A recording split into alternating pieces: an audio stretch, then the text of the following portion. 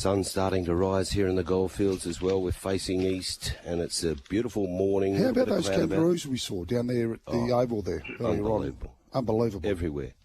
Asfura, she was able to win the Group 1 in the UK there on last night. The Nunthorpe Stakes at York, keeping our little man Howie very happy. Gee, we're getting a good record there now, aren't we? When we travel these horses, I think we're getting better and better. And it all started off with, of course, the mighty Schwarzer. What a horse. You're dead right with Schwarzer, yep. And they've all followed on since. I think they got an absolute poultice then. There'll be no poultice there last night, though, because Asfura very, very much in the vein of being close to favourite, and a lot of people were following it. Oh, they did. They love the mare. Now, a waffle, the mighty South Fremantle 22-14, 144, West Coast 57. Claremont. Music to my ear there. Claremont have beaten East Perth in a tighty, 89-80. East Fremantle give it to the Garlic Munchers, 139-67. Peel 105, Swans 51. So Peel finally starting to show a bit of form.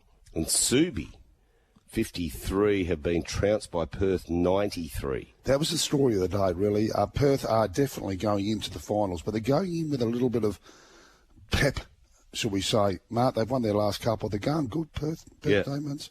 Gee, this is... first time in over 2 decades they'll be competing in waffle finals. I'm sure that'll be a big buzz there for the competition in the State League there in Perth. So there was a few West Perthies, old West Perthies at the Tatts Club last night. David Palm, Billy Duckworth, there was a few others there as well, so it was great to see. The boys are looking fit and strong as well. Weren't they looking like fit bulls, weren't they? They're fantastic. And they're, of course, in great form as well, Mark. Oh, yeah, they'd been on the golf course. That weather wasn't going to stop them, so they were hitting the... And isn't it great that they've got such an iconic golf course here in the goldfields now? Mate, well, you remember the days when we were growing up. In the RSL. Hitting them off the deck. Off the rocks. Yeah, and then scraping the sand greens and trying to get the putts in. But now it's world class. They've held the last 3 or 4 state PGAs here now at the Goldfields golf course, and it's been just an amazing change to the sporting landscape here, especially for the older people. As we get out of the age where we can compete in football and netball, golf's a great alternative to keep fit and keep the social side of things happening. All right, time to talk some NRL with James Sully Sullivan. G'day, Sal. Hi, Marty, Rusty. How are we, boys? I tell you what, it's the first time I've ever heard you got a sore voice from the cold, Rusty. Fair dinkum. Oh, mate, fair dinkum. An uppercut, son. Mate, it was so cold up here, Sully, but I tell you what, how good was your form? How good is your form, my friend? I knew you'd be up and about.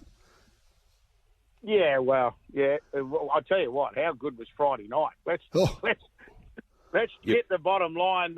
They're calling it the miracle at Mudgee, and I've never seen a better finish to a Golden Point game, basically, in my life. It was unbelievable, as you just say. And then you set the scene, 16 all at full time. Cleary gets the opportunity, hits the post. Jed Stewart, he says, I might have a dip here. He finds Ethan Strange. Ethan Strange goes 90 and then looks inside and finds K.O. Weeks. And the Raiders, they're sitting pretty on top. And then the second game, Storm 20, Bulldogs 14. Yeah, that was a cracker as well, and obviously Stevie Crichton, a disallowed try right at the end of the match to lock it up, and I thought it was the right decision made, but, and again, it's a game of inches, isn't it? And I heard you at the top there, Marty, just saying that loss last night to the Roosters, and all of a sudden you've got 6 into the finals, and all of a sudden the name West Tigers is popping up, boys. That they can, they're a mathematical chance of making it as well. But the Friday night, we got what we wanted. That was unbelievable. Yeah, there was plenty of cheering at the Goldfields Tatts Club for all of our followers here at TAB Radio, mate. They absolutely went off at the Tatts Club, and close finish both games, mate. Yes. It doesn't get better than that. No, it doesn't. But let's go forward to last night and this big upset. How good is Mitchell Moses? When he's on, he's on. Yep. And that's the bottom line. And when he's on, and they need to be swabbed after their performance last week. That's the bottom line. I hope they've got him in there today, checking him out. But, fair dinkum. I couldn't believe it when it was 14-4 at half time. I said, where were you blokes last week? Yeah. But unreal. The big thing, Sam Walker the knockout, the concussion of Sam Walker in the 8th minute, that's telling for the Roosters because all of a sudden, you know where they've got to go next week, the Roosters, don't you? For a must-win game. They've got to go across the border. And never easy going to Melbourne. But you're right, Mitchell Moses, when he's on. And, at the end of the day, that's their 8th win for the year, the Eels. Steady but steady. Jason Riles taking his time, but Mitchell Moses is such an important component. Hey, one thing you get with Dolphins games is points. Oh. Sea Eagles 58, Dolphins 30. What's going on there? 88 points. Unreal. And we didn't see it. It was 22-12 at half time. We all knew it was a special day for Daly Cherry Evans playing his 350th game. And as I said, 22-12 at half time, and then clickety-click. The Sea Eagles scored 10 and off and gone. You're right about the Dolphins. That's one thing with them. But, 88 points? Wow. So, what, they just don't defend well, obviously, or not? I think with anything, Marty, I think it's a more possession-based scenario. And then once you get that little bit of footy, it's just hard to stop. But, they've got to work on that. The defence, because we all know this Dolphin side can score points. That's never been a problem. But, because you look at the possession rate, 52-48, wasn't really that much to the Sea Eagles. But, some poor defence, and I can't really see the Dolphins bouncing back from that. How are things shaping up from a perspective of finals now? There's a bit of a logjam there towards the bottom of the finals competitors. How are we looking? Who's going to be, in your opinion, Sully, missing out? Well, that's a great point you make, Rust. And when you look at it now, you've got the Roosters on 28. Now, they play the Storm and the Rabbits. Rabbits are found... So that when you look at that, that's a little bit cloudy. It's West Tigers today, this is a massive game for them because I've been laughing at a few West Tigers mates all week. Oh, we can make the 8. I said, whatever. But, to be fair, if they win today against the Cowboys, they're up there on 26 with the Dolphins and Sea Eagles. They need one win, the Roosters. They'll probably do it against the Rabbits. So, mate, if you're asking me now, with obviously 2 rounds to go, I'm going to say the Roosters. Okay, Roosters. Okay. All right, Roosters. So 2 games today. Let's go through these. Let's make it a Sunday special after your Friday night specials. The Knights are $3.80. The Broncos are $1.26. It's 11.5, and then Tigers are $1.67. So, as you said, this is a must-win game. Cowboys are $2.20. 3.5 the line. Yeah, and, it's a big game for the Broncos because they've been in camp all week. Michael Maguire took them down, but this Knights side at home, it used to be, well, it still is old boys' day. Geez, they're resilient, Knights supporters. They all turn up. They've lost 9 from 10 at home this year. And yet they keep turning up. But too much at stake for the Broncos for me, boys. I really, really feel that, there's after that, it was a good, they got into gear against the Dolphins at the back end of that game last week. They really need to repel. And a big day for Ben Hunt as well. He plays his 350th as well. Amazing 2 Queensland halfbacks playing, their 350th day after day. So, big one. I'll go the Broncos. The next game, this one's at Leichhardt. You talk about points, Marty and Rusty. These 2 sides play these points. West Tigers and Cowboys. But I understand this Cowboys side, as we know, they've only got the 2 left because they've got the bye in the last round. I'm going to go West Tigers. Same scenario, too much at stake, but I think the little play, boys, what we're going to do. Yep. I'll tell you what, I hope a couple of people took that, maybe took the first try score double the other night. They would have had a nice win too. I'm going to go the Broncos at the line, which is minus 10.5, Mark. Yep, 11.5 now. Oh, it's 11.5. Yeah, I'm still happy enough with that. Into the points over. So the points over is 49.5. Am I right? Correct, 49.5. So let's go that. So we'll give you about $3.5, $3.5, $4 for that. My try scorer play, I'm going to go Garamat Shibasaki for the Broncos. Can we have that Jerome again? Buller. Can you have it again, pal? Shibasaki. That's the best way. Shibasaki. You might have a little drink of that later at the races. Good test for you early on a Sunday morning. Into Jerome Buller from the Tigers. So Shibasaki into Buller will get $6. $6. Wow. And that's it? That'll do. That'll do. How's the weather over your side of the country, Sal? It's been deluging down over there in New South Wales. Any respite coming? It's okay in Sydney now. The weekend's fine. We've been very lucky in Canberra. We have missed it. And it's actually a beautiful morning here in the ACT. So, yeah, but Sydney, oh dear me, haven't they copped it? But they've had a nice weekend. So that second game today, and Newcastle, both Newcastle and Leichhardt, be played in dry conditions. Any big injuries out of yesterday's, the last couple of days of NRL? Any big injury reports to come in? Well, the big news from Friday night is Harry Grant, not an injury, but he's been put on report for a shoulder charge, and he's looking 2 to 3 weeks. So it looks like now the Storm are going to contest the grading, so they're going to try and get it down to at least a minimum of 2. He's a very important player, Sal. Very important player. He's elite. He's elite, Rusty. But I think if they get it downgraded to 2 weeks, mate, you won't.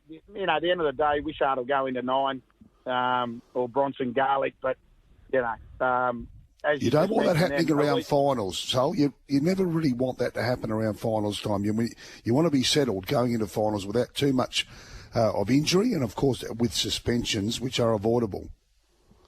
The one big one I feel, and Mark knows, this is a boy that plays 80 minutes, so it might work out a little, the right thing to do. He could do with 2 weeks off, because he's come out of Origin, hasn't he, Mark? And he hasn't had a lot of breaks, Harry Grant, so this might work out okay for them. They're going to finish first or second. That's the bottom line.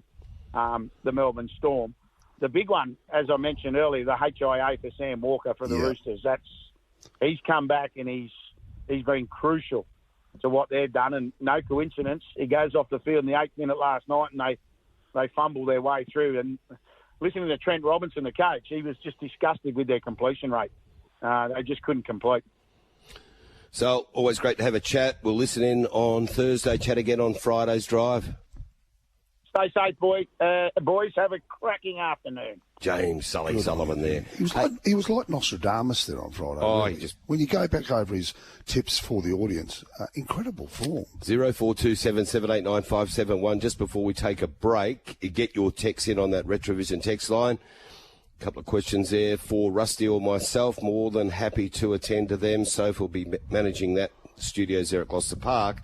Now, EPL overnight, Manchester City 0. This is massive. Spurs 2. Wow. So under Thomas Frank, Spurs have now gone bang, bang. Yeah. And that's a big away win for Spurs against City.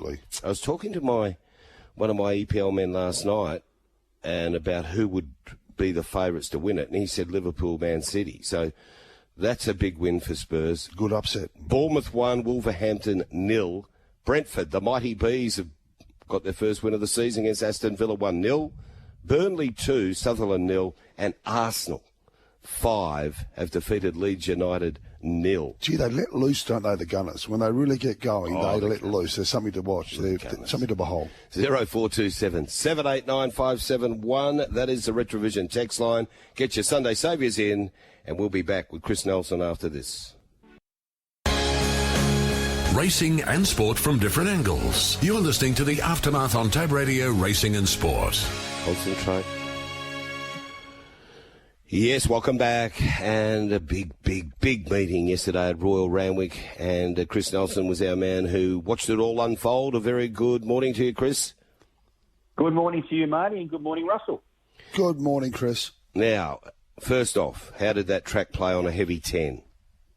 Well, I think it played okay in the end. I think against the fence probably wasn't great, and right out wide was okay, but the best ground seemed to be up the middle, and we get to the one of the last races we'll cover with Lazuro winning, and I think J-Mac got it 100% right there when he came down the middle. Obviously, in the Winx Stakes, they came through nearer the inside, but they weren't on the inside fence right against it. So I think it played quite okay. That was my theory. You guys, what did you think? Yeah, remarkable effort really from the ground staff to get that race meeting off in real respect, because there's been a lot of rain there. They're doing a great job. It came up visually very well. I think it was a pretty fair track too, Mark. We saw them coming from behind. We saw the on-pacers getting their chances, and I thought it was a great race meeting.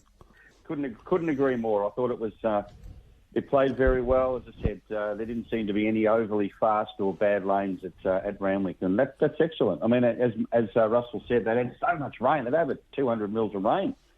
Extraordinary. We wouldn't have been racing on many tracks here. So well done to all. And that's good because we get a lot of horses that we need to see in the spring kicking off.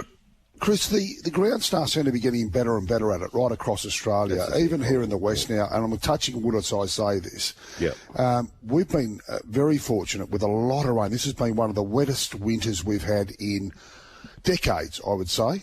And we seem to be getting it a lot on Wednesdays and Thursdays and Fridays in the lead up to race meetings. But so far, and as I said, touching wood, we haven't lost a prime meeting yet, metropolitan meeting here in Perth. And I've also noticed just right around Australia, you don't see too many abandoned meetings now. So the people have got it right, what they're doing, and it's great for the industry because we're not losing not only that focus on our Saturday racing, but we're not losing that prize money. No, that's right. And we lose, the more races we lose, it's not all about the prize money, it's also the preparations of the horses, etc. Then they're not upset, which is what we need. And if we had lost that meeting yesterday at Randwick, well, there would have been a lot of horses with spring plans that would have had those plans thrown in the air. So it was vital that we got through. And, yeah, well done to all to get through. And it was, as you say, Russell, it was a fantastic meeting. Okay, race number 5. We'll kick it off there. The Premier's Carp taken out by Nellie Laylax. Annabelle and Rob Archibald by Calix. This horse is starting to put together a nice little record, 15-6. He certainly is, Marty. He's only new to the country, Nellie Laylax, but he's been consistent all campaign. He obviously loves the wet ground. He was 1 win, 1 placing from 2 goes before yesterday, so it's obviously improved that. But he was very good. He sat outside the lead and just took over in the straight and put the race away pretty quickly. The favourite, Saltcoats, was disappointing. Loomed up in the straight, but didn't finish off. Had the 1-1 trail throughout, just flat. There were no excuses from the jockey or the steward's report. Didn't contain anything. So you got to forgive a horse a bad run, and on a heavy track you have to do that. So we'll do that with Saltcoats. Belvedere Boys was much better. Failed at Grafton, but there was a few issues there. He had the big weight, so down in the weights he ran well. Hasty Honey bled for the first time, so we won't see Hasty Honey for some time. But, all credit to the winner there, Nellie Laylax. Fantastic. And the race after, great to see the 3-year-old fillies this year. They're going beautifully there in Sydney. The all-important Silver Shadow Stakes are very important, a prep race, as you say earlier, Chris, in regard to these fillies. Savvy Haley, what a win. Yeah, and she had some really good autumn form, as we know. She ran second in the Baillieu behind Nepotism. She ran second in the Percy Sykes behind Tempted. She went for that easy kill first up at Newcastle in that maiden, won by almost 5.5 lengths at $1.65. So she was good because she sat outside the other favourite there, Aglewood, in the lead. Aglewood looked to be travelling okay in the straight, but wow, Savvy Haley put Aglewood away, and Aglewood was disappointing. Whether she didn't handle the ground or she didn't handle the rising class may have been a factor of both, but yeah, all credit to the winner. Within the Law, good return, so consistent. You love to own one such as Within the Law. And I thought Queen of Clubs was good. Now, she was one that won up to 1,400 last preparation before she went for the break. Her resumption here over 1,200 metres gives every indication she's looking for further. And J-Mac got her home nicely into third spot. She was never going to threaten the first two, but, yep, out over further, we can follow Queen of Clubs. Yeah, and it's great to see Jay Ford's name back up in lights. He's been going great the last couple of months, but when he gets these good horses, he really does seem to know how to put a bit of picket fence form around them. Great to see him back right at the top of the game. Yeah, well, we see a lot of these jockeys that don't get the opportunities that others get, and when they do get an opportunity, Russell, they can get the job done. That's a perfect example yesterday with Jay Ford. Okay, race number 7 was the Toy Show, 1,100 metres, and the fave looked at a little bit of trouble, was trying to find a path. McDonald come up on the inside against the Granny, and like all good horses do, she found a way to win. Well, she had a bit against her here. I mean, 1,100 metres is too short for her. The tempo of the race didn't suit her either. It was obviously an on-pace affair. She sat fourth, so horses such as Gangster Granny, had the advantage there, and she dug deep. She dug really deep. So we're going to see the best of her when she gets out over further. Obviously, she's won up to 1,400 metres in the T-Rose and now is 5 from 5. And look, he's got so many good horses, Chris Waller. It's hard to know which is the best of them, but this mare's right up there, I would suggest. Be no better than the one after. I'll tell you now, how good was the return from the Super Mare? Would have had the buzz there happening at Randwick. Via Sistina was back with a brilliant run. The runner-up also was excellent, but what a return there from the Wonder Mare. Yeah, it was fantastic. And look, I love Oleana, the second horse. I think she's a cracking Caulfield Cup chance. I mean, I think she's around $7, $8 or so.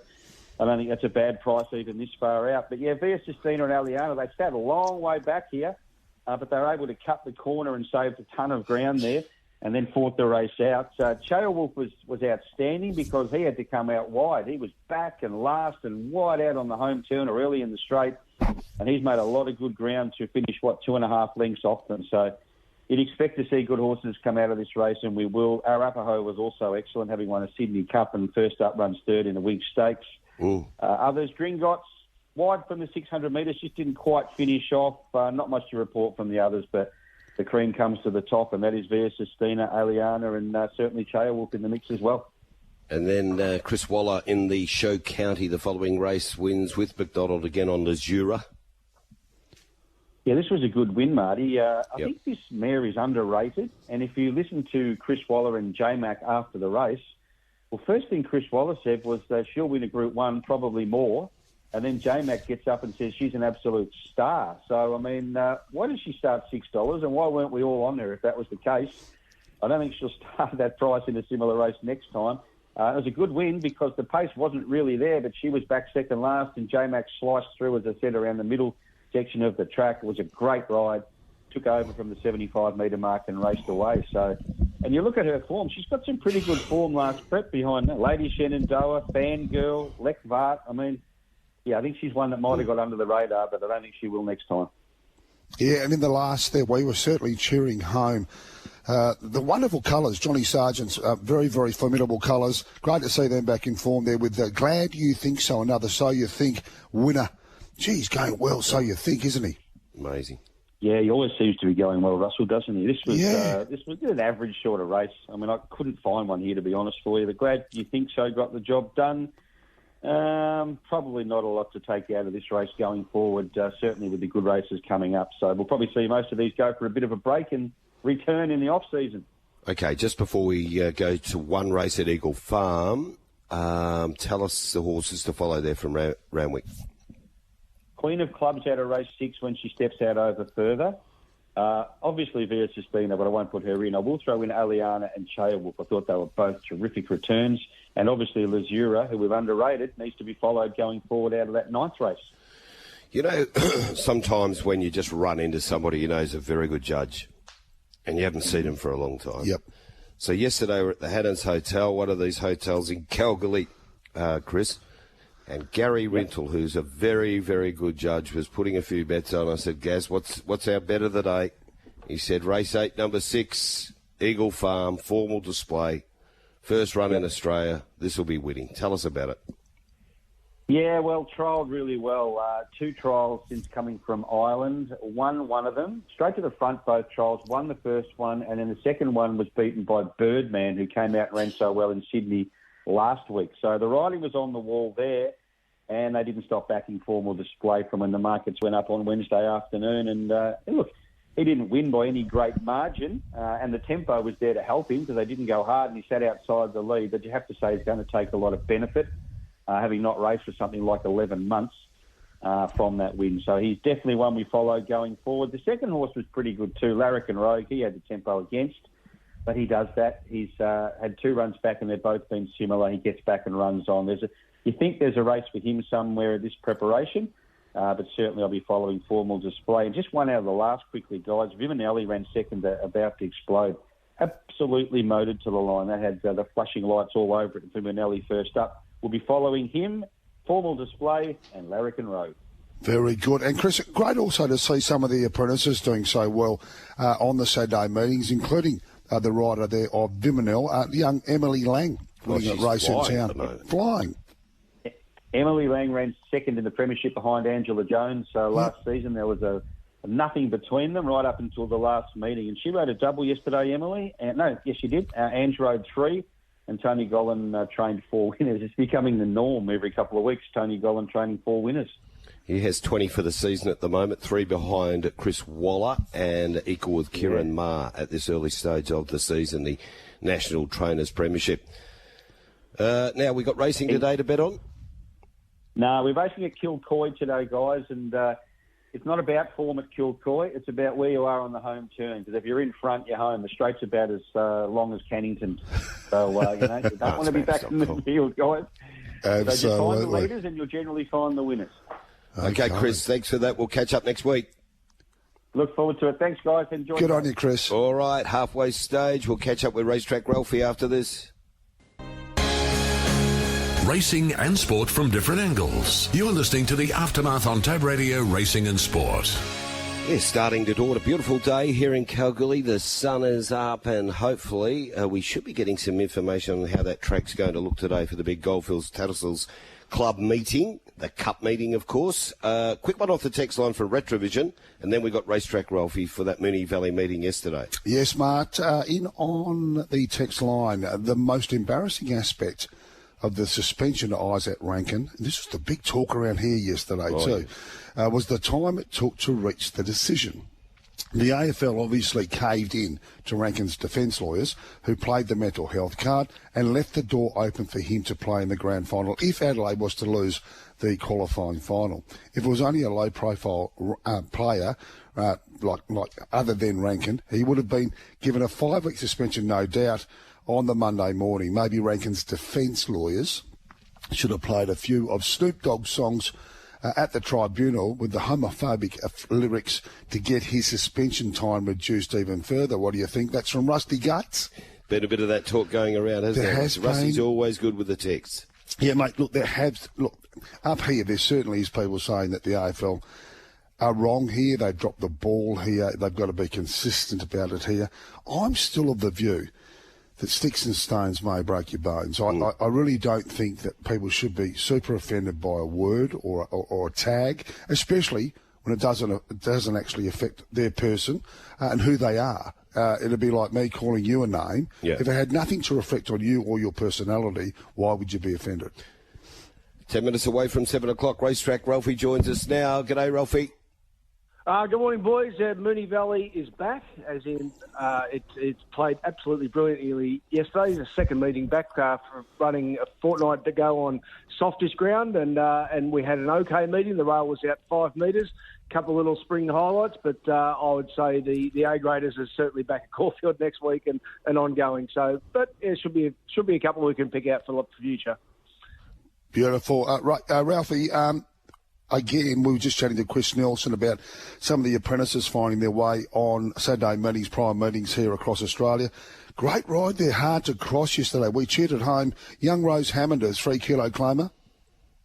Yeah, well, she actually just did the right thing because I've got Vince Cardi's data through, and they absolutely flew along out in front. I don't think, and in fairness to Luke Curry, I quite liked One Harry Run, so did the market. I don't think he could hold it. I was just looking at the steward's vision there, and the horse was in blinkers and just took charge, and he just pretty much sat there. So smart ride by Rose Hammond by just being on hard to cross. Barrier 3, just let Run Harry Run do his thing, and in the end she was able to win, and it was a pretty good time race that. So, but he was rock hard fit. Globe did a very good job first up. I think if they can keep him sound, his horse has always had a lot of ability, and I think Run Harry Run, either with blinkers off or back to 1400, will be his go. Yeah, and the 8 kilos difference there between the winner and runner-up was certainly telling in the last 50.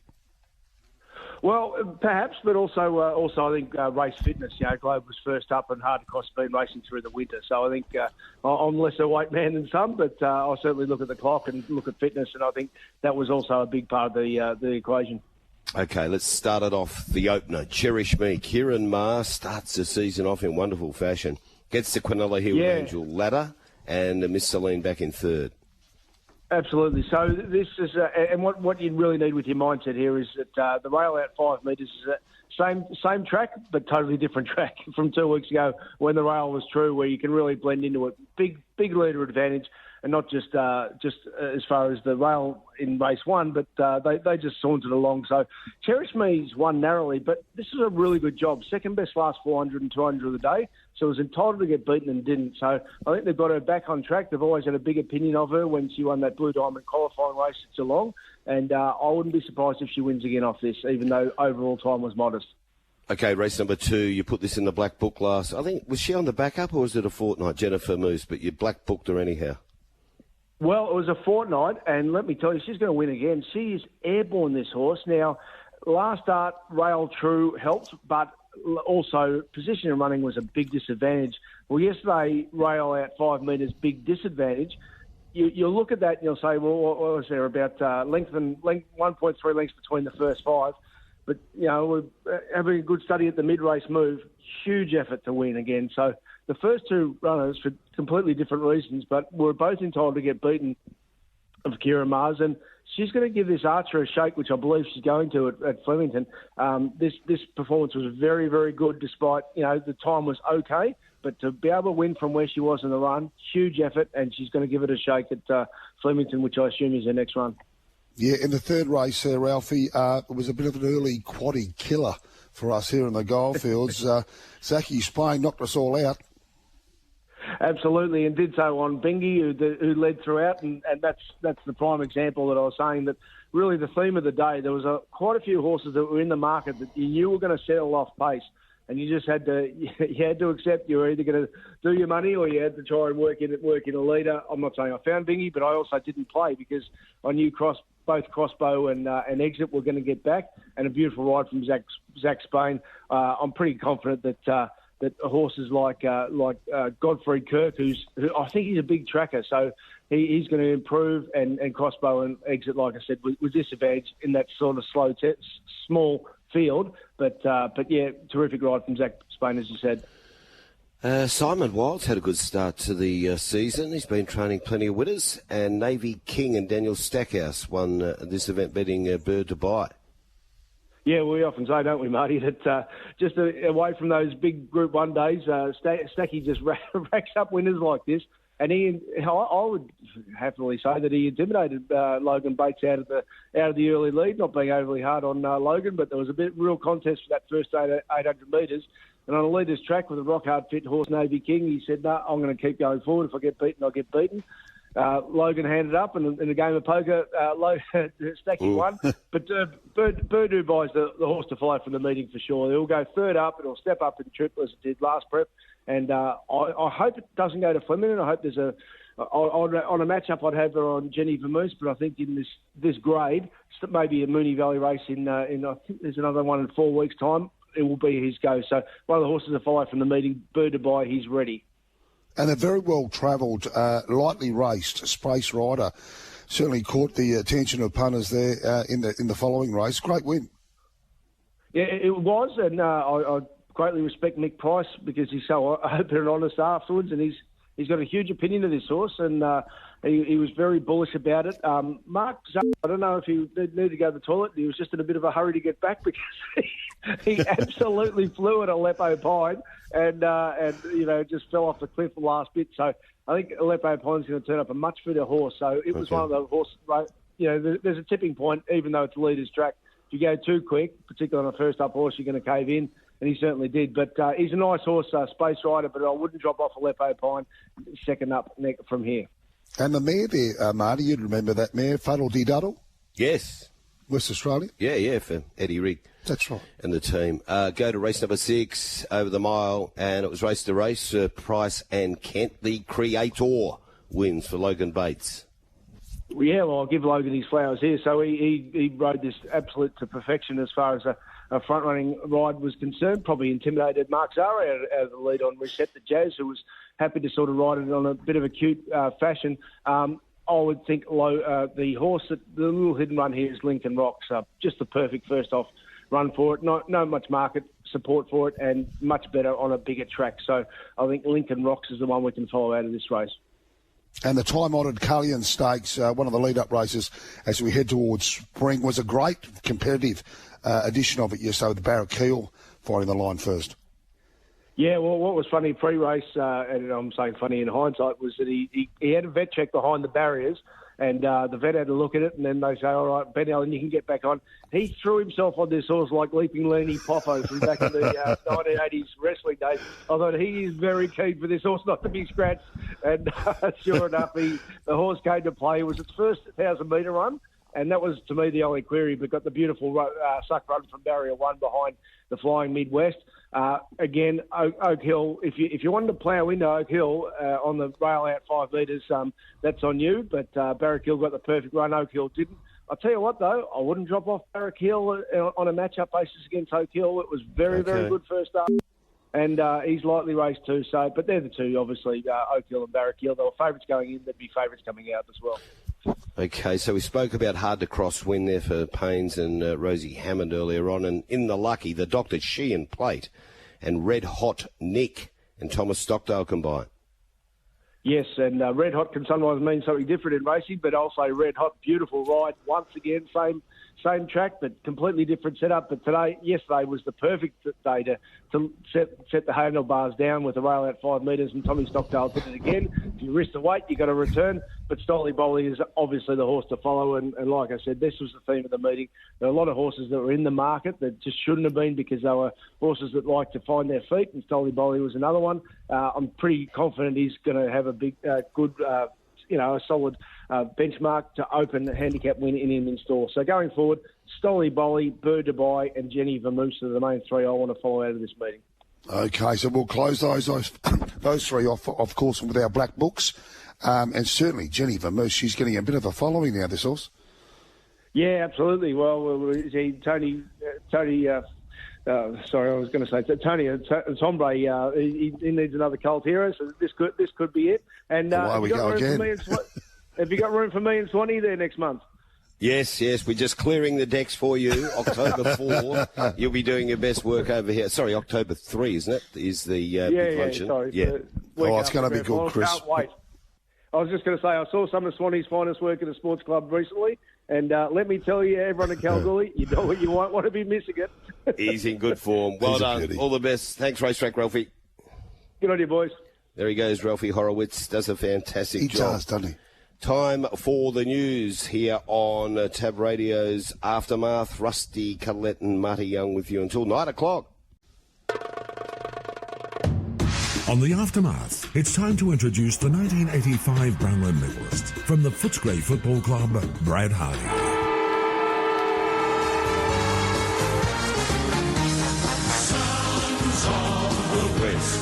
Introducing the boy from Hilton, the AFL guru, Brad Hardie. Very good morning, Bradley. Have a listen to you two, Rusty and Dusty. Hey, stop it, Bradley. Have they reopened Sylvester's up there, have they? Or what's going on? They've opened a wing of the tuberculosis ward up there. We're in it. We've populated the first ward of it. Something in the water beautiful. up here, Brad. I could imagine, Rusty. I could just imagine a little bit of red dust here and there. Doesn't hurt anybody. Oh, wash it down today, Marty. When you get out there, you wash it down. You make sure you drown that, whatever you got. Oh, yeah. Yeah, they're talking about a 10 o'clock start at the Tatts Club, and I can tell you one canary who's not going to be there. We're heading down the mine, the Canaries. Oh, good on you. Well done, Fair Brad. enough. You found a bit of form. Well, not found form. You're very consistent. You find winners for our listeners every week. Well, this is good. Yeah, got a few $7 chops, and just a little bit unlucky last night. Our boy Heaney just got a bit skew if we straightened up the goal Friday the other night, Rusty. Yeah, of course, we wanted to kick a point, but he kicked the goal. and last night we needed Heaney for 2, but he got 1 goal 2 and gave about 15 away. So it wasn't too good. But anyway, it's been a good weekend. We thought there was a couple of banana skin games on Friday night, and that's the way it turned out because Collingwood slid through, and it was a sliding door moment for them. And of course, unfortunately, the Gold Coast Suns didn't. But I've got to say, I don't think I'm telling anything that people don't really know. People having a go at Damien Hardwick about him complaining about the umpires. Dearie me, what about that on the other night? They certainly didn't understand the laws. What about this, Rusty? Just for the I know we're going to keep moving, but there was 13-1 holding the ball free kicks in favour of Port Adelaide. Incredible. The Gold Coast had 60 tackles, and only one of those tackles resulted in a free kick. It's sort of like if you're there watching it. If you're watching it on TV, it's incredible how it can go so far one way, and it does have an impact. Yeah. You see the shoulders drop after 4 or 5, but when you're getting up to double figures against you, you've had one your way, it's hard to keep pushing forward. Yeah, it certainly is. So, anyway, it started the other night. We can get through Thursday. Carlton finished, I think they're in a false economy, to be brutally honest, boys. I mean, they're talking them up over here. Oh, we don't need to trade Curnow. We don't need to trade. Absolutely they do. They have to get on the front foot right now. They beat your boys, Marty, by 34, and they've got one game to go. And as I say, Marty, you might need to take your boots. If you're well enough, you might be able to fly straight from Kalgoorlie to the Gold Coast, because you could be playing on Wednesday night. At this stage, I'm a non-acceptor. It'll be a miraculous recovery, Bradley. Don't worry about that. They've added the young family. They're very, very resilient, Marty. Just ask Ginger. Yes. What about Snoz? Off the text line. We'll get through a couple of these and then review the games. Morning, boys. Just a quick one. Next week's finals, do Geelong get a home final for finishing second if Collingwood finished third? Is the game then at the G? Then no home game for finishing second, but Collingwood have the advantage playing at home. Well, you know the answer to this one, don't you, Bradley? Yeah, Snoz. I mean, it's an old chestnut, but it's never going to change. I understand it. I mean, you could make the same case for the Bulldogs if they happen to win today. Should they play it at Marvel or should they play at the MCG? They want to play at the MCG, Rusty, because that's where you win the flag, and that's what the Geelong have to do. They have to come up the highway, Snoz. I know they got about 44,000 capacity, but if you're playing Collingwood, if it happens to fall that way, mate, it'll be 100,000 there. 100,000. You can't fit 100,000 into down there, and the AFL take over the gate in the finals. So it's got nothing to do with Geelong, nothing to do with Collingwood. They take over the gate, and they will want to maximise as much bums on seats as they possibly can. So that means the G. Cracking game today, Brad. It's massive for a lot of us in the purple over here in the west. Do you think the boys have got? Have they got the capability to bounce back and knock off the Dogs over there? Yeah, of course they have. I mean, as I say, you only have to look at it in isolation. It's two teams going to combat, and basically, if you run out there, you've got an excellent chance. You make your own luck from there. As I say, what we can do is park everything. All of the narratives you want. Oh, they won 10 out of 11 and there's no respect. The Bulldogs have only beaten one side inside the 8, etc., etc. That's all good, but it doesn't matter anymore. It's all about today. And if you put your best foot forward and you strike first and you get on a bit of a roll early, that might set up the game, win one way or the other.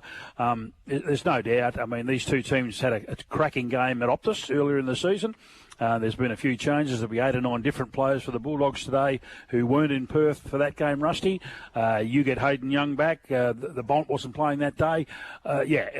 Darcy and Norton are in great form. The form. One thing I do know, and that's all I'm saying, and I know the Dogs are capable of kicking 80, 100 points. Now, Fremantle, can they stop the Dogs from doing that?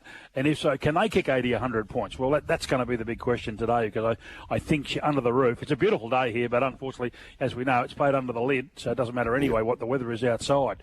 So there's no fears for Fremantle coming to Marvel because of the fact that, the conditions are just perfect. Off the text line here, Brad, from Lisa of Allenbrook. A very good morning to you, Lisa and Mick. Brad, the Eagles were in it up to their eyeballs in the first half and totally went missing in the second half. Disgraceful, insipid, putrid, hearts as big as peas, and they need to go and buy a bottle of Viagra eye drops and have a good hard look at themselves. No breaks, all back to training on Monday to start pre-season. Have a great day and a good week. And go the doggies. I thought you said Dougal there for a minute, please. Yeah, go the doggies. Good on you, Lise. Love that. I love that one-liner. That's a beauty. But, that was putrid last night. I mean, unbelievable. Like, I was driving back. I did the game at the G, Rusty, and I was listening, and I thought, they've got to wait to a nice start. 3 goals, so they look like they might be able to bring it. But just typical of West Coast. And the same old, just cave in, not fit, unskilled. I feel sorry for those young boys. This is as bad a side as been on the park in the last 40 years. You know, it's just crazy. I mean, you look at Fitzroy, their last 4 years, they won 18 games. The Eagles have won 10. You know, there's 4 sides now that have won in the modern game from 1990. I'm talking about the AFL now, who've won 1 game in the season. This is putrid. And, you know, I'm sick to death of the rhetoric from McQualter and everybody else saying, oh, you know, we've improved. If they've improved, I'll go he. The bottom 8 are the worst bottom 8 I've seen in a long, long time. Yep. So they haven't improved, mate. When you win 1 game, you have not improved. And they're not even like being competitive in some of those games. Like last night, everyone was hoping this could be a good game for them to finish off the season and go into 26 and go into the off season with a little bit of verve as such. But no, they just fell away so badly in that second half. Yeah, look, I mean, sometimes I'm not totally sold on that momentum thing, Marty. I don't know if you are, but yeah, okay. I mean, I did the Richmond game yesterday, and they had a really good last quarter. They'll hang on to anything they can, but at least they won 5 games. They'll be in Bali or Hawaii, you know, sunning themselves, watching the finals and watch Geelong go deep and say, well, we mixed it with them, you know. At least they might get something in the psyche, but I'm not sure what West Coast derive out of this year. I mean, you know, we can, if I hear another team say our best footy is match it with anybody, I'll throw up like Terry Wallace, because it's just not true, because their best will not stand up against the best. They'll get smashed. The year of the dogs. It's made a comeback too, Bradley, the old documentary. Worth having a look at. So go back to this final round last year. This is what we were talking about, the momentum. So these are the sides that couldn't make the finals last year's last games. Melbourne, 57, Collingwood, 103. Hawthorn, 170, North, 46. How are they going? Geelong, 168. Eagles, 75. These two both couldn't make it. Suns, 94. Richmond, 66. 87 to 67, Essendon. And that is about it. So you can see those teams that get belted the last game of the year sort of does set the standard a bit for the following year, does it? Because if they say... Yeah. You know the old one, Brad, the old one that, you know, give it your best the last quarter because you've got 6 months to think about it. Well, you know, where was that in the second half? Exactly, yeah. I think it's a bit of a myth. I mean, the evening yesterday, I mean, like Geelong they knocked them over in the first half and just took the foot off the pedal, and I would too. I mean, it's human nature when you think about it. You know, you're 10 days, 14 days away from playing in a qualifying final, you know, at the MCG in front of 100,000. So you don't want to get hurt, and that was pretty much the mantra for Geelong. But having said that, I mean, at least the Tigers have had a bit of a go. Their last 2 weeks before that, Rusty, was putrid. I mean, that game against St Kilda was the worst for the year, up there with the Eagles, some of the Eagles games. And last week, he just refused to go anywhere near Schuzel and Co. And Schuzel had 54 disposals. You know, so at least yesterday they rolled up their sleeves a little bit. You know, McIntosh had a crack. You know, in his last game. I'm not sure he'll get somewhere else, but you know, some of those kids did a good job, you know, which was nice. But at least, but again, it was just a stats patter yesterday for both clubs. And I think Bailey Smith came off with about 34, and Prestia came up with 29 or 30. You know what I mean? It was just one of those circle work games, to be brutally honest, because the tackling wasn't there. The bruise-free factor was. Brad, the latest now we want to know from the West here is the big call from West Coast Eagles is to get a priority pick in the draft. How's that shaping on the Eastern Seaboard? No, they won't. They won't get it. You know when they're going to? This is how they'll disguise it. The AFL won't give them one, but you know how they'll disguise it, Marty? They'll give it to them because Oscar Allen's on his way to Brisbane. So as compensatory pick, they'll get pick 2. So they'll have one anyway. And they'll have pick 2 for Oscar Allen. Now, if you compare that to Buddy Franklin when he went to Sydney, it was pick 18, 19. Seriously? You know, you've got others where, players are looking to move and the compensation pick is nowhere near. Tom De Koning at Carlton, who's going to be on reportedly $1.7 million a year, the Carlton one that could be in double figures. So, you know what I mean? It's just typical of the AFL. They're massaging, manufacturing, manipulating. So the Eagles won't get a compensation pick. No, you're resourceful. You've done this. You won a flag a few years ago, etc. You won't get one, but you'll have pick 2 as compensatory pick. Go figure. Now, if you tell me that Oscar Allen's on anywhere near $1.7 million a year, I'll go heat. Yeah, no, it's extraordinary. It really is. Look, at the end of the day, they do manipulate it. They will probably get their 2 picks, as you say, Brad, and that'll sort of help them. But well, it's self-inflicted, Rusty. That's the thing. Yes, it is. It's self-inflicted. Is there any danger of them putting their hand up? The communication levels. I know it stinks down there at the moment. No one's communicating with anybody. Everybody's so protective of their job because when you're down the toilet and you're going further and further with every swirl, I mean, everybody's just worried about their own position. Well, that's not the collaborative way to get yourself out of a hole. You know, they have to really draft well. They have to go to the draft. I mean, Richmond were fortunate. They had 7 or 8 choices last year in the first round or so, but they went to the draft. You know, they went to the draft and they picked some good kids. Some have been misses, some we haven't seen. Young Lawler's injured, but you know they look like they've got something to work with, and they won 5 games. If you said to me, Marty, and you, Rusty, that Richmond would win 5 games this year at the start of the year, I say you're mad. You know. But West Coast have got to go there. They've got to go to the market as well and get some glue to get in the middle. They need to go after, and people say, that won't change. Go after Starcevich, go after Archie, go after Trent Rivers from Melbourne, who's 24, played 120 games. Perfect. You know, they're not high profile. They shouldn't cost you a king's ransom. So they're all West Australian boys. Try and get a few more back in the door. Yep. And now they've got an issue because I think the Harley Reid thing's twisted again. I think it's turned around. They're confident he was going to stay. Now I'm thinking they're confident he's going to go. So because they wanted to make an announcement this week to try and give people a bit of a buzz, but he wouldn't come to the table. So we heard on Friday through Jeff Miller that the Eagles had taken the deal off the table. That's right, Jeff? Yeah. Oh, that was in the that was the way they're trying to purport it. Yeah, that's what I'm saying. They tried to get him. You know, they're not interested in the 9 years and 10 years, and what? Nor should they be. You know, he hasn't proven himself. Yes, he's a fine young talent, but he hasn't proven himself. I don't want to be spending 20, 25 million over the next 10, 11, 12 years on a bloke who hasn't proven himself. You know, it could ruin your club. And they were prepared to offer him. They wanted a 2 or 3 year deal, and that looked like it was tracking nicely. A few of the young blokes at West Coast felt as though he was going to stay. But when push came to shove this week and they wanted him to come because they wanted to announce something, mate, no show. So that makes them worried, and they should be worried because, again, this Wanganeen Millera deal is people don't understand how catastrophic it's going to be. Well done to Nash. I'd take it too in a heartbeat. But what does it change for St Kilda? He was already there. He was already there, yeah. Yep. And they're talking, Liam Ryan's going there on a 3-year deal. Take that to the bank. He's agreed to that. So West Coast, get as much as you possibly can. Now he's 28, 29. 3 years. No, I agree with them. They wouldn't be giving him 3 years. St Kilda are prepared to. We'll see what St Kilda can give up. That can help you. And, mate, talking about momentum, the final game or the second last game of the season later on this afternoon at 20 minutes past 5 here, Western time. This is big. 4th versus 5th. Oh. The Brisbane Lions, your old team there at the Gabba, taking on the Young Hawks. Yeah. I'm torn on this one. I really am because, Marty knows that I think the Lions is the best, but they have dropped 4 games at the Gabatoir this year. Rusty, will they drop 5? I mean, that'd be unheard of.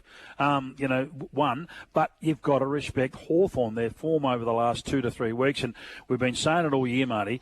It doesn't matter how many games you win during the year, and Fremantle's part of that, 10 out of 11 or whatever they wanted to boast at that stage. You've got to be playing your best football in August, going into September. I think Hawthorn are close to that. The Lions are a bit banged up. I think the market's too far apart because they've lost Hipwood and okay, look, he's a bit hit and miss, but the bottom line, he gives them the structure they need. They're going to go into a forward line with a 20-year-old who's flying in Morris and Gallup playing 18 years of age, trying to hold up the forward line. I mean, it's not going to be easy for them. They're going to be reliant on their midfield and their smalls to try and keep the scoreboard ticking over, where I'm sure Hawthorn will be trying to stretch them with those 4 tools that they've got, not all on the ground at the same time, as we said. But, Gunston's had a year out of the box. Marbior Chol just knocks up, getting a goal here or there. Dia does as well. It's going to be a fascinating game. From selfish point of view, I think if the Dogs happen to win and Brisbane can beat Hawthorn, well, the Dogs would line up against the Gold Coast Suns at the MCG in the first round of the finals. How good would that be? Well, you'd take that every day of the week, wouldn't you? Don't forget, though, Brad, Gold Coast have still got to beat Essendon to get into this thing. yeah. No, I know what you mean, mate, but I'm just not sure with that because obviously, Zach Merritt, brilliant, comes out 250, broken hand, 15 screws, all that. He probably should have a rest. Yes. You had 2 laid outs, before the game on the other night. Do you risk those guys? I just get the funny feeling that. Yeah, they're going to have a patchwork quilt team going up there to the Gold Coast on Wednesday. I think most of the boys will be putting up their hand. If they can stand up, they'll go because Cavill Avenue beckons after the game. And nothing like the glitz and glamour of the Gold Coast. Stay up there, bro. And just stay up there. Exactly right. So, one-way flight. I think they'll be getting that one done. But Hawthorn, as I say, tonight, Rusty, as you say, if they get in, they'll make top 4. And, geez, won't they be dangerous? And they probably would go to, I'm just looking at the percentages, they'd probably finish third, wouldn't they, Marty? So if that was the case, they would be playing the Cats. Or if they finish 4th, they'd be going off to Adelaide to play the Crows. And you'd fancy your chances there too. And a play for today, mate, for our audience. Have we got something you lined up there for those 2 big games? Well, they've all got plenty. They want to just play it up from Brad. Play it up, Brad. Yeah, exactly right. Look, I'm just really looking forward to both games. I'll be on half an hour before each one and just trying to give you the winners. And I've got a couple of $7 pops. I've got 3 $7 pops throughout the day. So just tune in half an hour before, and we'll make sure that we get that done for you, boys. So and I have got a little Sunday saviour to keep you warm and toasty.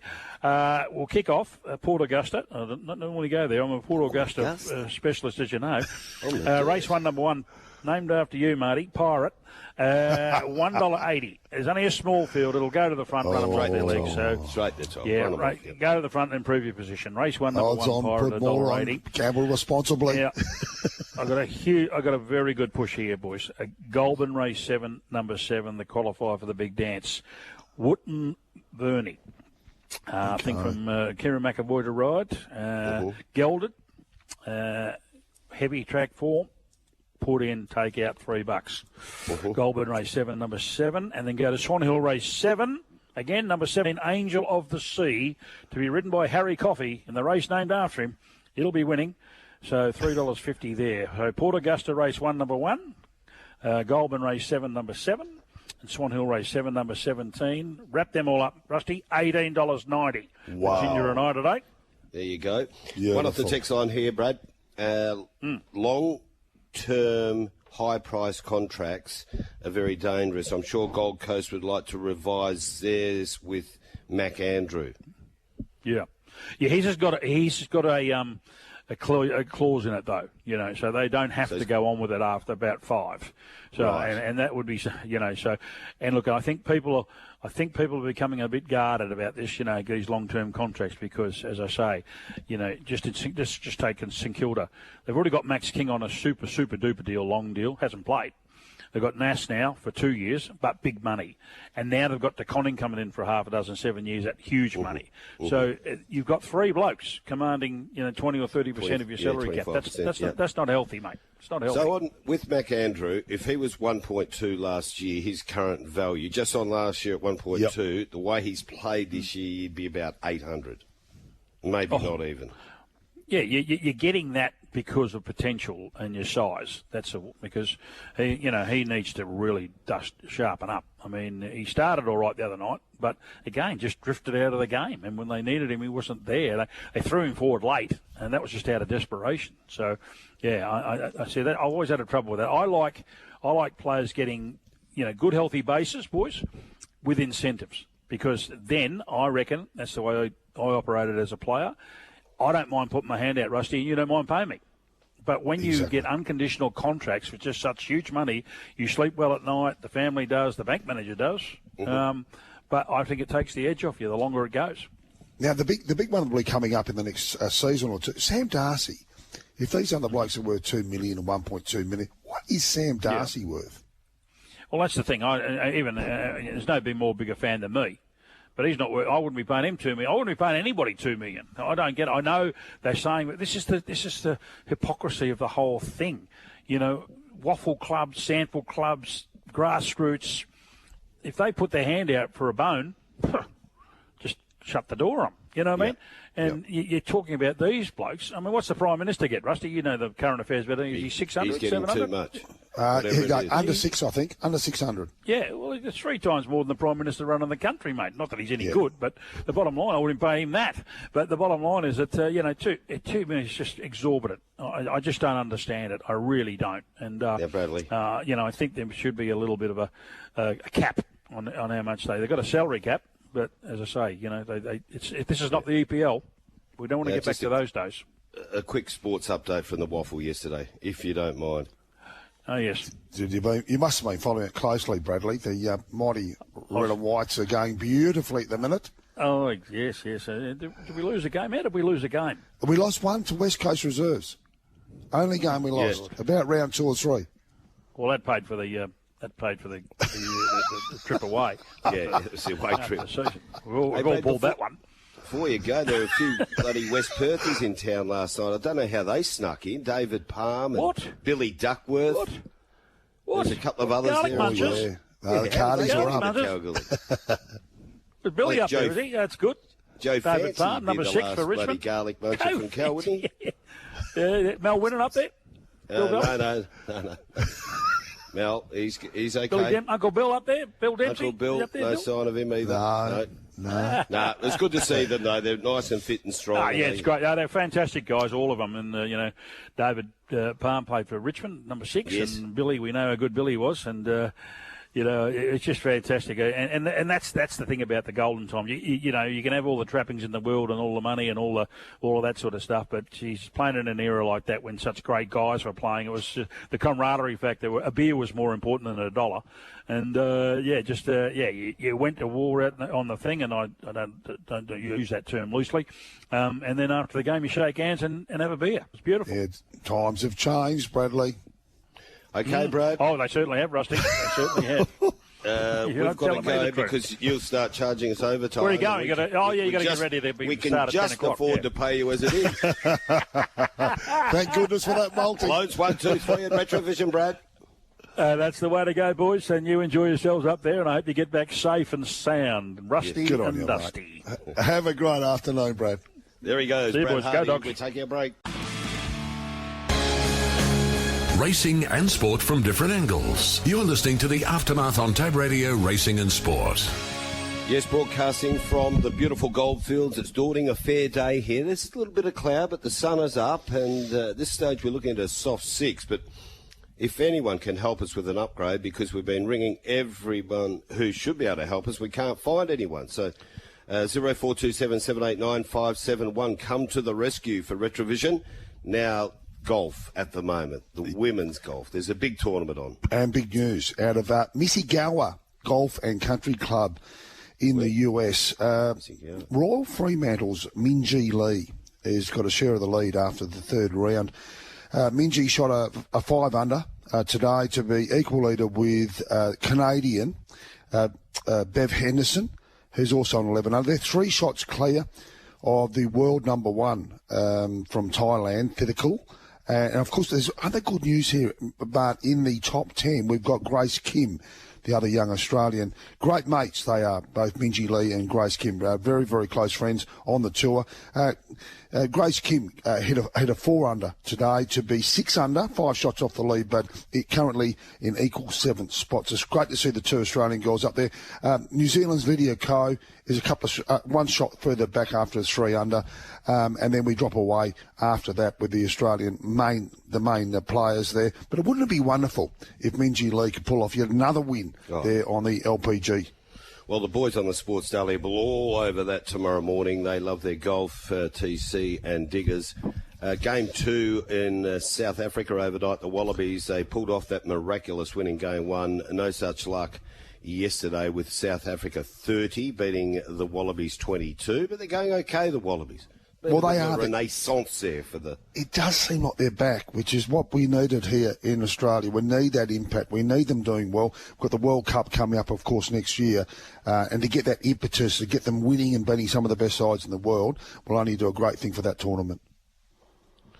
Okay, yeah, one there from Gary. He's not happy with Racing Australia not updating the weather track and rails at the moment. The one we're looking at says a soft 6 for Kalgoorlie today. Hi, Brad. Do you think Nick Dacos polled for the Brownlow the other night, Chris of Como? We couldn't give a definitive on that. I couldn't, mate. I didn't see enough of the game. I'll text that through, Chris, to Brad and see what he says. I'm sorry I'd missed that one. Well, I couldn't see it because it hadn't come through while Brad was on, but that's okay.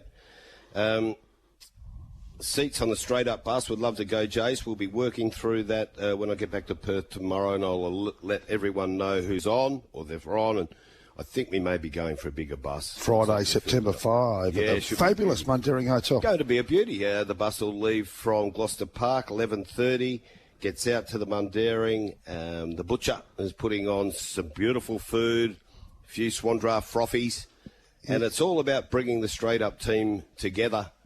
The Mauler will be making an appearance. The Mauler's going to be there. All the stars are on the bus. The package is on there. Oh, it's going to be big. But when you go back to Gloucester Park, Riley Morgan with his 3 days.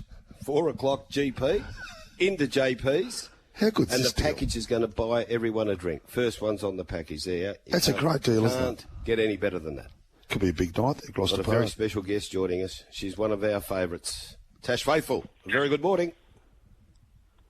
Good morning, guys. How are we? Good. Yeah, good, Tash. You're in superb form at the moment. All around the state, everywhere we see a race meeting, we seem to be seeing Tash Faithfull's name in lights. How have you been, and how are you enjoying this last couple of 3 or 4 months of just outstanding riding? Thank you. Yeah, honestly, it's been unbelievable. Sort of pinched myself to think that I'm getting these opportunities, especially the opportunities that I'm starting to get in the metropolitan area. Very rewarding. Geez, when you come up to the Goldfields today, Tash, I'll highlight a big punter for you. I saw him collecting the cash after Desert Nymph in the last yesterday, and as you just said over there, Rusty, there was a fair bit of cabbage there. My goodness. But $21. How did Desert... I know you're not a punter, Tash, but how the hell did she get out to $21? Incredible. Incredible. And yeah, she got a little bit lost, I think. If you look at her run 2 starts back, when I ran third on her, it was absolutely huge. So yeah. And then that previous run at Pinjarra? Was that the run where I ran third on her? Yeah, no, you'd ridden it there, and then the previous run, Joey rode it when down the track behind King Adviso. Oh, yes. Yeah, what did you make of that run from watching it from afar and doing your videos? What did you think coming into yesterday? I wasn't too sure, to be honest. I know she had to carry a bit of weight. Obviously, the start before I rode her, I was suspended, and I thought she'd run a little bit better than what she did. So I wasn't really sure, coming into yesterday how she was going to go. But I thought if she'd go anywhere near how she went when I rode her and she ran that really nice third, that she was going to be right in it. It was a tricky day, that, Tash, when Joey rode the mare. She was sitting outside the leader in the death on that day, and it was that day where everything seemed to come off the rail. They were almost running... It was almost like a Gloucester Park pattern where they were running 1, 2, 3, leader... Yep. Leader's back, 3 back rail, and they were just running through the line like that all day and sitting outside the leader. She would have worked a fair bit there. Did the tongue tie, we saw the addition of the tongue tie, would that have been a help yesterday? I'd say so. She's just a little bit of a difficult mare to sort of work with. She's quite fierce, and I know that Michelle has a lot of sort of drama with her behind the scenes, just day to day getting her worked. She's got a bit of attitude, so I'm sure that Michelle, would have worked out that would have benefited her during the week in her work. And the way she ran through the line yesterday, it was just super. Okay, so we love to work through losing rides as well as winning rides when we get jocks like yourself on, Tash. So let's talk about Ginger Baker's run yesterday, 3rd of 10th there in the Idyllic Prince. Yeah, I thought he was huge. sort of had a bit of a tricky barrier, and before the race, Ben sort of said to me, I'll leave it into your hands. We don't really know. Obviously, he was first up back to 1,300. He always leads over 16 and 22, but just didn't really know where he was at.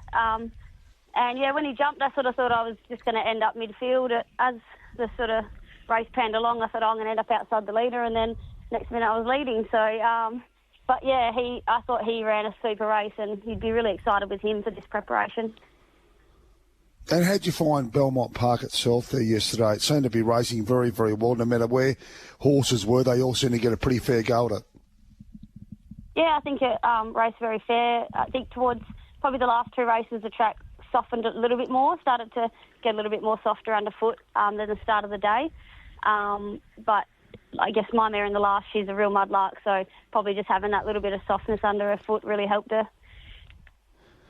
And the 2-year-old, you're right, in the opener you were there yesterday, 2-time Charlie for Hayden Ballantyne. How were you happy with that ride?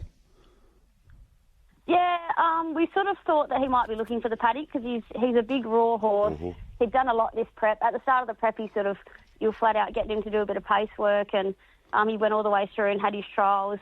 But I think that he is going to be a really nice horse. He's a playing god, and he's very big, and he probably just needs a little bit more time to mature and sort of learn a bit. So I think that when he comes back next preparation, that he's going to be a really, really nice horse for Hayden. Yeah, and certainly from a staying family there, the second dam being the wonderful Dream Away. Mm. Yeah, and he gives you that feel. He's got a beautiful stride on him. He's very athletic. He really covers the ground. He's just been a little bit slow to sort of pick up the racing side of it, but he's definitely switched on a lot this preparation, and yeah, I reckon just having that little break and coming back is going to do him the world of good.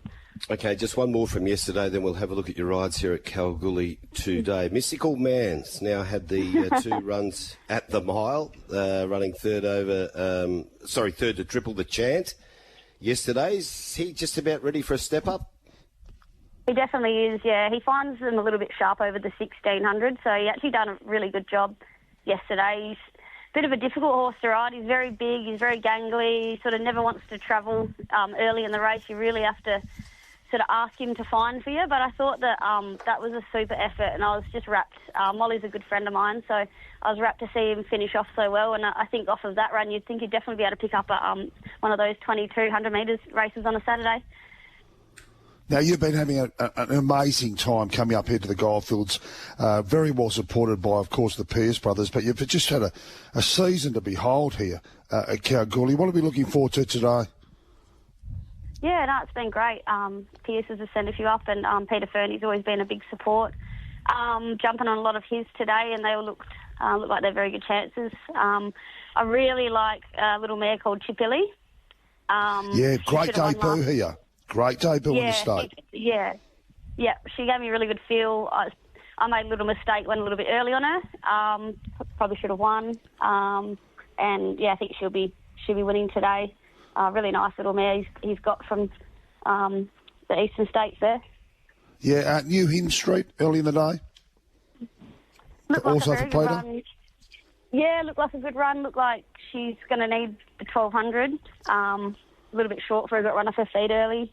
Looked like, yeah, she'll be a nice ride to pick up. I think Decoration will be very hard to beat today. Just hopefully the rain stays away. He's definitely a better horse on top of the ground. He doesn't really handle the soft track, so it looks like it's good for at the moment, so hopefully it stays that way. Absolutely. Looked a little bit green, New Hin Street, at its last start there at Kalgoorlie. Just coming up the straight there, seemed to be ducking in and out a bit.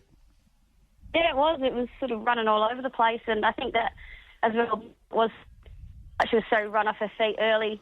Obviously doesn't help when they're trying to let down in the straight, and they've sort of been chasing the whole way. So hopefully today, the 1,200, and she can travel a little bit better earlier in the race, and yeah, she looks like she'll be hard to beat today. Okay, just got the latest track update. Soft 5, the Penno 7.1, so that's just been updated to soft 5 at the moment, so that's great news. Okay, yeah. Tatts Cup. Yep. Let's talk about Decoration for Dan and Ben. As you said, what's that? What have I done? No, you're good, mate. Heavy Metal is the other one. Just okay. Before we get to the Cup. Righto. Heavy Metal. Big win there 2 starts back, but had the punters' hearts in their mouths there at the $1.28 when it just got over the line in the last little bit. Backed it up the good third there to Diego Dynamite, who is flying. Winkers on for today. How you thinking about this ride, Tash? Yeah, may need to ride her just a little bit more closer. Looked like she just got a little bit too far off that horse last week, and, you know, obviously Kalgoorlie's pretty tricky. Like, if you can get to the front and kick away, they're very hard to chase down, and I think that she was just a bit of a circumstance there. Last start looked like she just had to chase that horse down, and it got too much of a kick on the home turn for her, but hopefully ride her a little bit more positively today, and she should be right in the finish. And you're going to be right in your guard here with Secret Style in the Gold Rush.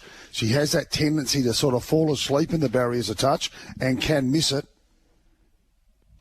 Yeah, she did that last start.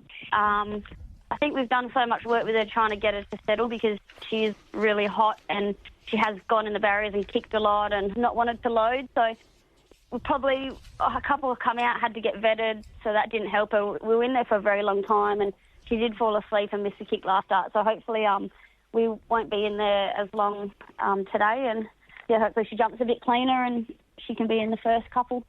She's a stunning-looking mare, isn't she, with that big baldy face? Yeah, she's very flashy.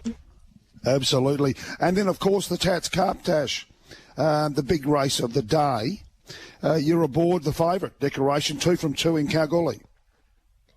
Yeah, well, like I just touched on him earlier, I think he'll be very hard to beat today. As I looked this morning and the track was a good 4. Like you said, it's just been updated to a soft 5. Probably prefer if it was a good 4 for him, but yeah, he just doesn't really handle those heavy surfaces when he's raced at Pinjarra, and that, you know, it's got a bit bottomless. He can't get through it, but yeah, even a soft 5, I think he's still going to be very competitive at Kalgoorlie. It's quite a firm base there. It's a bit different to the likes of Belmont and Pinjarra, so you think from that good draw he should be very hard to beat today. And taking note that also that was that 9th of August meeting there, and it was tricky for quite a few of the runners there, Tash. Yeah, absolutely. He was one of the ones that jumped and went forward, and he just sort of faded. But yeah, just the circumstances of the racing pattern on the day and the soft track, heavy track didn't really suit him. But I'm sure that he'll bounce back to his winning ways today. Now, when you find yourself in such wonderful form, it must be tough for your manager to give up a great book of rides there in Broome to stay in the metro area, because we do know that you've got a brilliant record there in Broome. Did you miss the carnival? Yeah, it was a little bit of a tricky one. I had already booked to have a holiday because I was getting a little bit fatigued. So I went up for the sprint and then had a few days off afterwards, which was really lovely. But then I come home to ride in... I think I had Little Silver and a couple of others in town, but could have stayed to ride the Cup winner.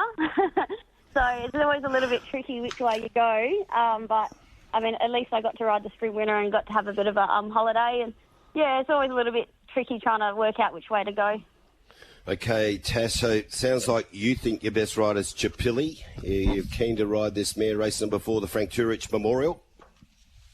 Yeah, definitely, yep. All right, see you at the track. Looking forward to it today. It's going to be a big day. There she is, Tash Faithfull, joining us this morning. 8 events today. Don't forget, we've gone out to 8 events. Tatts Cup. Good fields right through the day. This is a great race meeting they put together here at the KBRC. And how good is it to see her name up in lights week in, week out? Now, we all know how hard Tash Faithfull has worked at this.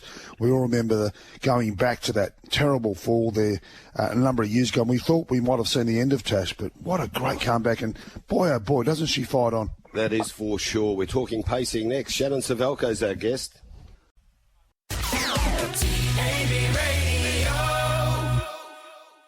Gets out, it wins, but it can't get out. On the outside, Mr. Macedon's got it in the pocket. Sugar Apple 1-1 still there with a little chance, and then came Pocket the Change, and taking off Thompson Bay with a run, and Linebacker out wider around the turn they run. Third quarter in 29. Travel Ban is leading the way from Mr. Macedon, trying to dig in. No run, Good Time Lewis, and right to the outside, Little Happy Fella Thompson Bay, and also Linebacker inside the 100. Travel Ban in front. Mr. Macedon trying to cut it down, but Travel Ban's got the lead from Mr. Macedon. Good Time only a little happy fella and flying late faster than Dad, but Travel Ban has won it. Travel Ban from Mr. Macedon, third home faster than Dad, a little happy fella. Friday night, Gloucester Park, Shannon, Suvaljko goes back-to-back races 3 and 4. Travel Ban was the first leg of that double. Dark Eyes made it 2 in a row.